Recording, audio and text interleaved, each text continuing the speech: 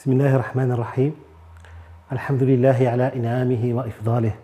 الحمد لله كما ينبغي لجلاله وجماله وكماله. والصلاة والسلام على سيدنا محمد وآله. وأشهد أن لا إله إلا الله وحده لا شريك له.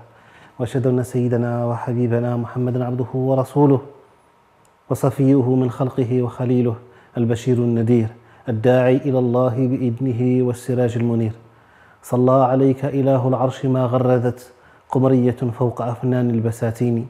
صلى عليك إله العرش ما صدحت حمائم فوق أفنان الرياحين. صلى عليك إله العرش ما وفدت نويقة لحم الأطلال تبريني. صلى عليك إله العرش ما هطلت مدامع السحب أو عين المحبين. Chers frères, chères sœurs, assalamu alaikum wa rahmatullah. Nous allons parler aujourd'hui de l'amour des prophètes Muhammad sallallahu alayhi wa sallam. La place que doit occuper le prophète sallallahu alayhi wa sallam dans nos cœurs, dans nos vies. Le prophète sallallahu alayhi wa sallam, cet auguste personnage qui a su transformer par son comportement, par ses enseignements, des tribus patriarcales qui s'entretuaient en une société fraternelle où règne l'amour, la compassion, la cohésion et la solidarité. C'est d'abord par l'exemple que le prophète sallallahu alayhi wa sallam a enseigné la spiritualité et l'amour et la bonté, l'éducation par le modèle. Le prophète sallallahu alayhi wa sallam était à la fois le messager et l'illustration parfaite du message. Son enseignement était global, englobait à la fois la spiritualité, la bonté, la douceur, ainsi que l'engagement inlassable pour la justice et la dignité, la résistance et la non-violence. Le message du prophète Muhammad sallallahu alayhi wa sallam est un message universel qui a traversé les continents et les générations. Comment et pourquoi aimer le prophète Muhammad sallallahu alayhi wa sallam? Comment entretenir une relation intime avec notre modèle par excellence? Souvent, lorsqu'on lit les livres qui relatent la vie du prophète Muhammad sallallahu alayhi wa sallam, on est face à on présente le prophète Muhammad sallallahu alayhi wa sallam comme un personnage, comme un homme politique hors pair. Une personne qui est su rassembler et qui essaie de s'entourer de personnes.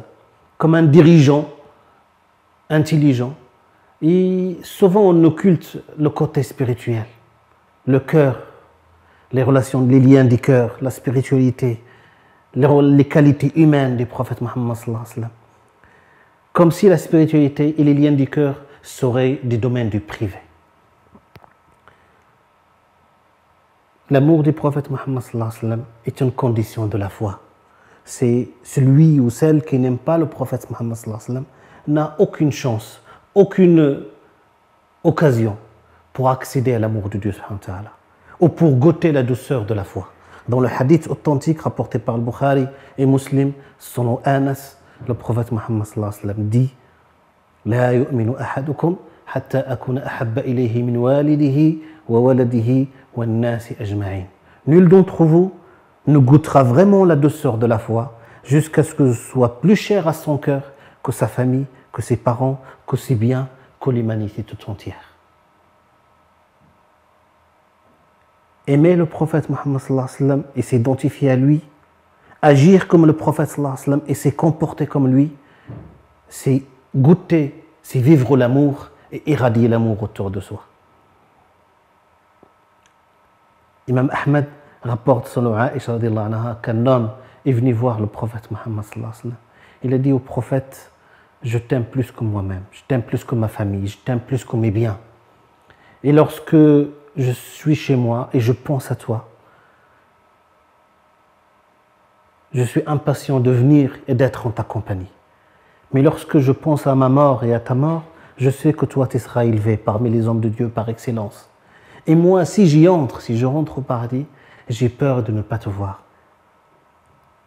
Je veux que cette compagnie ne soit pas seulement sur terre, je veux qu'elle soit aussi dans les délices de la vie future, auprès de Dieu subhanahu wa ta'ala. Le prophète sallallahu alayhi wa sallam lui a pas répondu jusqu'à ce que Dieu a révélé ce verset de sourate les femmes, sourate 4. ومن يطع الله والرسول فأولئك مع الذين أنعم الله عليهم من النبيين والصديقين والشهداء والصالحين وحسن أولئك رفيقا.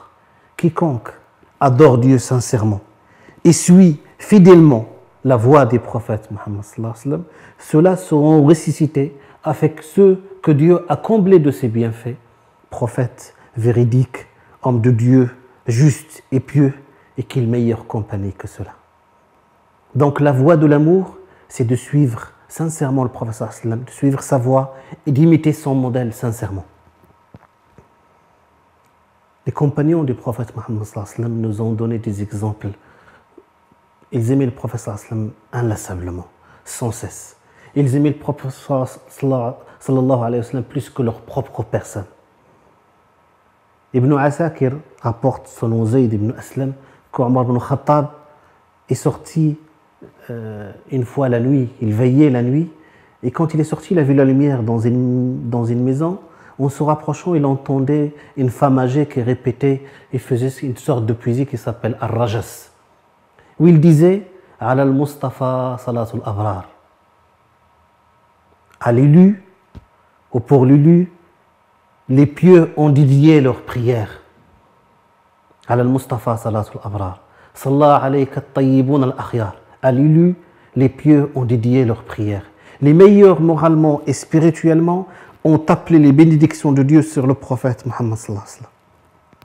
Laqad kunta qawwaman buka bil ashar. Aux prières nocturnes, tu étais assidu, en toute humilité devant Dieu, présent en toute humilité à Dieu. Laqad kunta qawwaman buka bil ashar. Faya la shi'ri wal manaya atwa. Ah, si je savais qu'après ma mort et que dans la vie future, est-ce que la demeure dernière va me réunir avec mon bien-aimé Muhammad sallallahu alayhi wa sallam. Omar ibn Khattab, qui était l'un des compagnons privilégiés du prophète sallallahu alayhi wa sallam, des plus proches des prophètes sallallahu alayhi wa sallam, ces paroles l'ont touché profondément parce qu'il reflétait un amour profond et un amour sincère pour le prophète sallallahu alayhi wa sallam. Il a tout de suite frappé chez cette femme, il lui a demandé de lui répéter ces belles paroles et de l'intégrer avec eux dans le dernier souhait, c'est de ce que Dieu les réunit tous dans la demeure dernière. Et il a répété ces belles paroles, à l'élu, les pieux ont dédié leurs prières, les meilleurs moralement et spirituellement ont appelé les bénédictions de Dieu sur toi. Aux prières nocturnes, tu étais assidu, présent en toute humilité à Dieu. Ah, si je savais qu'après ma mort, la demeure dernière va me réunir avec mon bien-aimé. Et Omar, pardonne ses erreurs au grand pardonneur. Wa Omaru, faghfir lahu ya ghaffar. Alors pourquoi aimer le prophète Muhammad sallallahu alayhi wa sallam, mes chers frères et sœurs? Vous savez, dans le hadith rapporté par l'imam Muslim, selon Amr ibn al-As, le prophète sallallahu alayhi wa sallam lisait certains versets. Il a lu le verset de Surat Ibrahim, où Dieu dit رب إنهن أضللن كثيرا من الناس فمن تبعني فإنه مني ومن عصاني فإنك غفور رحيم. Seigneur Dieu, ils ont égaré beaucoup de gens. Les idoles, ils ont égaré beaucoup de gens. Ceux qui me suivent, ceux qui suivent ma voie seront des miens. Et ceux qui me tournent le dos, tu es certes pardonneur et miséricordieux. Et la parole de Isa alayhi salam de Surat la table servie, فلما توفيتني كنت أنت الرقيب عليهم وأنت على كل شيء شهيد إن تعذبهم فإنهم عبادك وإن تغفر لهم فإنك أنت العزيز الحكيم. Et lorsque tu as pris mon âme, tu as été témoin de leurs agissements, tu es certes le grand témoin. Si tu les châties, ce sont tes adorateurs. Et si tu leur pardonnes, tu es certes le puissant, le sage. Le prophète sallallahu alayhi wa sallam s'est prosterné tout en pleurant, en demandant à Dieu de pernier sa communauté, de préserver sa communauté contre l'égarement, contre l'assaut des ennemis, contre la turpitude, contre la rébellion à Dieu, contre Dieu. Et Dieu, subhanahu wa ta'ala, a envoyé Jibril pour questionner le prophète sallam, alors que Dieu savait pertinemment ce qu'il souhaitait le prophète Muhammad sallallahu alayhi wa sallam. Et Jibril est venu chez le prophète sallallahu alayhi wa sallam, il est revenu vers Dieu et Dieu lui a dit, annonce à Muhammad qu'on va le satisfaire dans sa communauté et qu'il ne va point être affligé, qu'il se rassure que cette communauté va être préservée. Dès le moment qu'il reste sur la voie, dès le moment qu'il reste fidèle à ce modèle des prophètes Muhammad sallallahu alayhi wa sallam, ils seront toujours donc préservés, aidés, soutenus, épaulés par Dieu subhanahu wa ta'ala. Malheureusement, mes chers frères et sœurs, nous avons certaines lectures actuellement qui essayent d'étouffer toute manifestation de joie et d'amour vis-à-vis des prophètes Mohammed sallallahu alayhi wa sallam, sous peine d'innovation conduisant directement en enfer. Ces lectures sclérosées se focalisent sur des détails, comme si le prophète Mohammed sallallahu alayhi wa sallam n'était qu'un détail. L'amour des prophètes sallallahu alayhi wa sallam est une condition de la foi. Nous devons non seulement l'aimer, mais essayer de proclamer son amour et apprendre, vivre cet amour et essayer d'apprendre aux gens comment aimer le prophète Mohammed sallallahu alayhi wa sallam. Dieu dans le Coran, dans Surat Ibrahim, il nous dit وَذَكِّرْهُمْ بِأَيَّامِ اللَّهِ. Dieu nous interpelle et rappelle-leur les jours sacrés de Dieu. Parmi les jours sacrés de Dieu, c'est le jour où le prophète Mohammed sallallahu alayhi wa sallam est venu au monde.